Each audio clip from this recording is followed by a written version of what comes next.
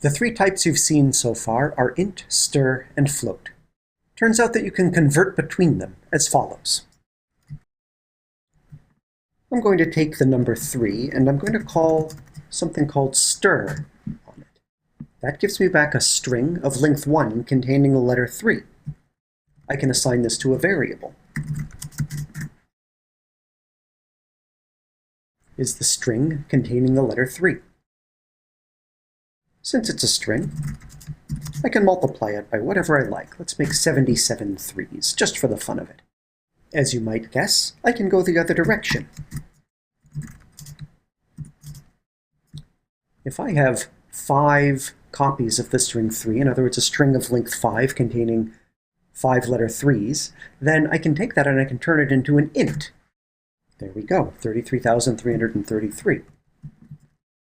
I can even use the result of that and convert it back to a string, giving me what I would have gotten if I had just multiplied 3 by 5. I can also convert floats to strings.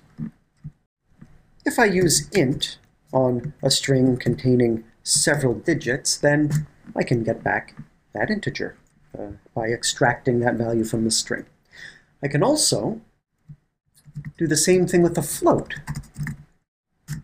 Notice that I gave float a string containing letters that form an int, and it turned that into a floating point number. I have to be a little bit careful. If I call int on a string that has things other than digits in it, I'm actually going to get an error. Here, the error I'm going to get is a value error. Invalid literal for int with base 10, I have 7 apples. That's just announcing that Python was unable to do the conversion. A motivation for wanting this is that if I call input, say, tell me the number of shoes, and the user types, say, 863 shoes is the number they want, I get back a string. If my shoe store has only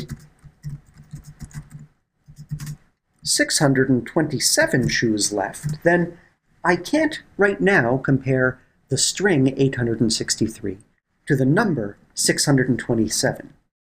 The solution here is to take the result of what the user types and turn it into an int,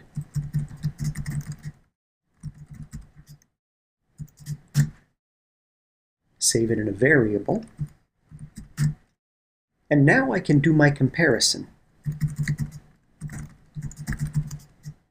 Are there enough shoes left in order to satisfy my customer? And the answer is no.